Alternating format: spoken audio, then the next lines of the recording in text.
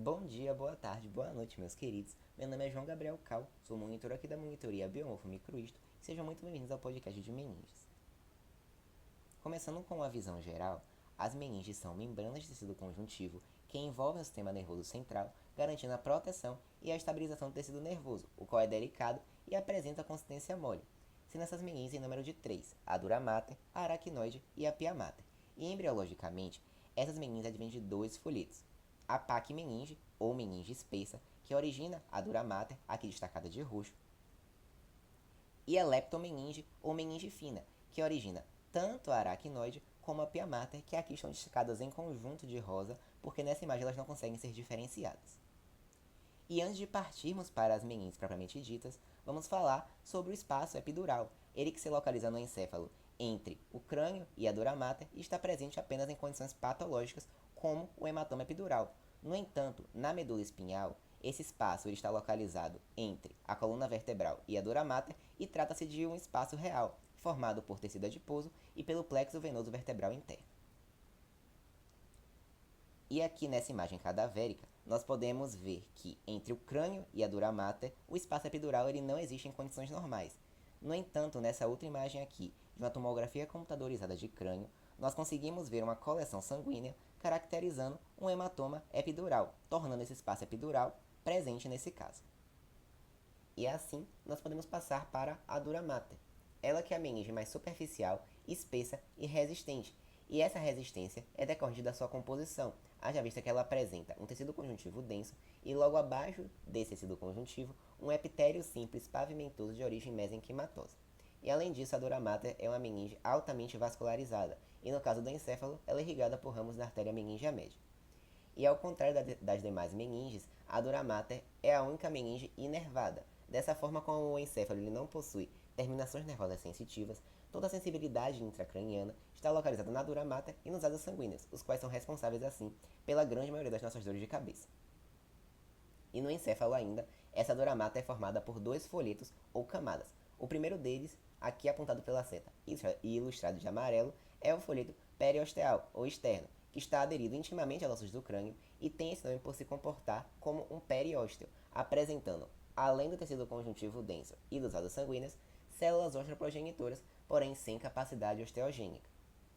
E o outro folheto, aqui apontado pela seta e ilustrado de rosa, é o folheto meningeal ou interno, que é contínuo com a dura mater espinhal.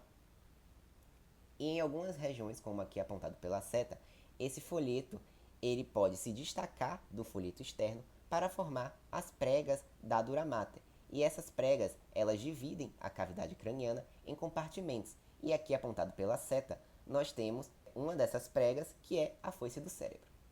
Além disso, em determinadas áreas do encéfalo, entre os folhetos da dura mater, existem, como podemos ver aqui, apontado pela seta e ilustrado de azul, os seios da dura mater, que são cavidades venosas revestidas por endotélio que recebem o sangue das veias do encéfalo e do globo ocular e levam esse sangue para as veias jugulares internas.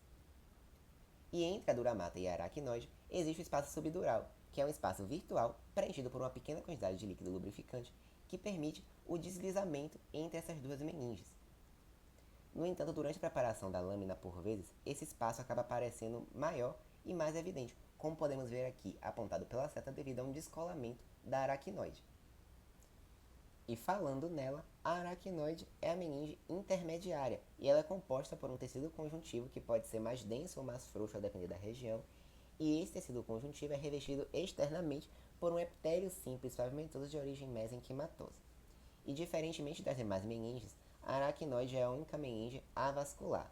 E removendo esse destaque aqui que eu dei para ela, vocês podem se perguntar: ah, João, mas eu estou vendo um vaso sanguíneo ali passando por essa aracnoide, como é que ele não avasculariza? Bom, esses vasos sanguíneos eles passam pela aracnoide, ou melhor, pelo espaço subaracnoide, mas não avascularizam porque essas artérias e veias são revestidas e isoladas por fibroblastos modificados.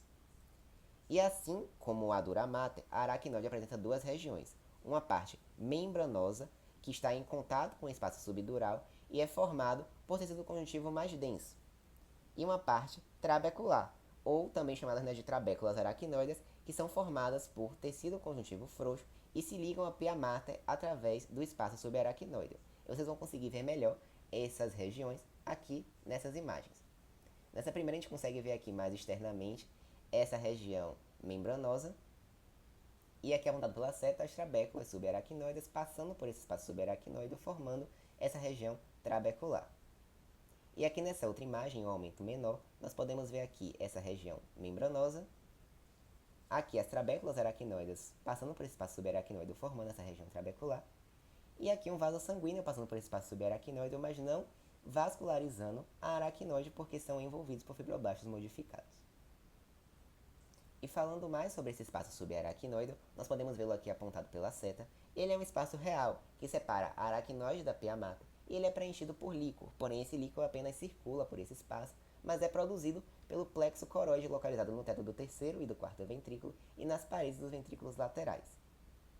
E as cisternas subaracnoides são dilatações desse espaço subaracnoide devido à variação de distância entre a aracnoide e a pia mater, uma vez que a aracnoide ela se justapõe à dura mater e a pia mater ela se justapõe ao encéfalo, acompanhando os seus sulcos e giros.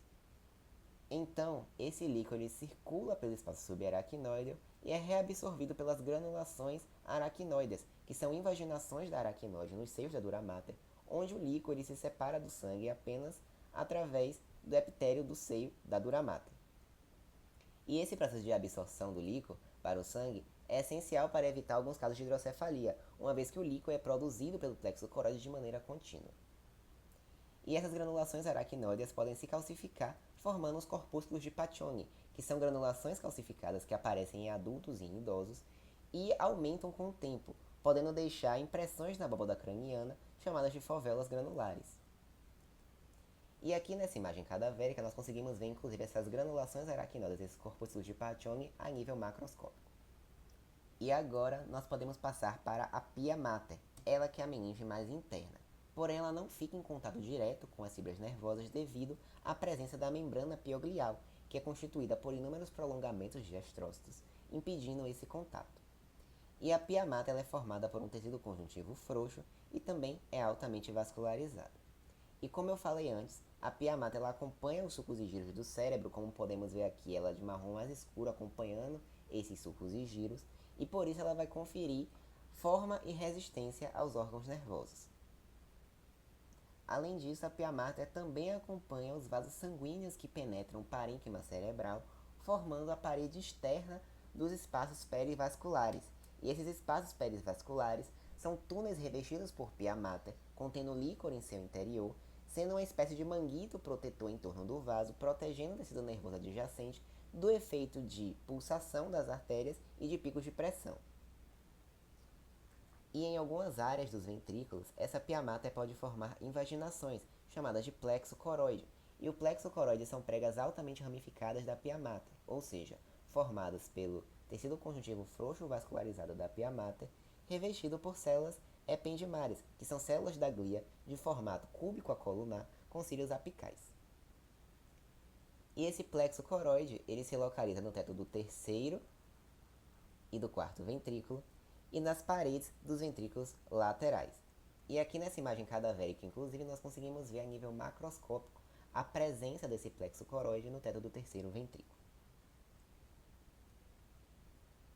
E o plexo coroide é responsável pela produção do líquor. Líquor esse que é um fluido incolor e com função de nutrição, ou seja, trazer glicose e oxigênio e levar metabólitos, e também de proteção do sistema nervoso contra traumas. Ele está presente no espaço subaracnoide e no canal central da medula, e é produzido de forma contínua. Além disso, como eu disse, ele é reabsorvido pelas granulações aracnoides para a circulação venosa. Essas foram as referências utilizadas na confecção desse podcast, e em caso de quaisquer dúvidas, nós monitores da Biomorfo Microissue estamos disponíveis para saná-las.